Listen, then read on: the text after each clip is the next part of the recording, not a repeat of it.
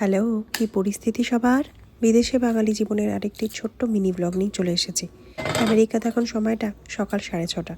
8টার সময় শাওন যাবে অফিসে, তাই উঠেই রান্নাঘরে চলে আসলাম শাওনের টিফিনটা তৈরি করতে। ছোটোবেলা থেকে আমার একটা অভ্যেস, ঘুম থেকে উঠেই একবার অন্তত বাইরে যাওয়া।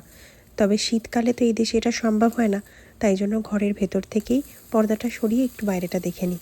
আর এখন তো গরমকাল, তাই এখন ঘুম থেকে উঠেই একবার আমি বারান্দায় যাই।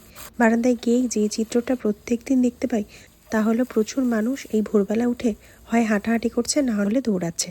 এদেশের মানুষকে আমি বেশি দেখেছি দৌড়োতে, কানে একটা হেডফোন দিয়ে কেবলই সে দৌড়ে যাচ্ছে।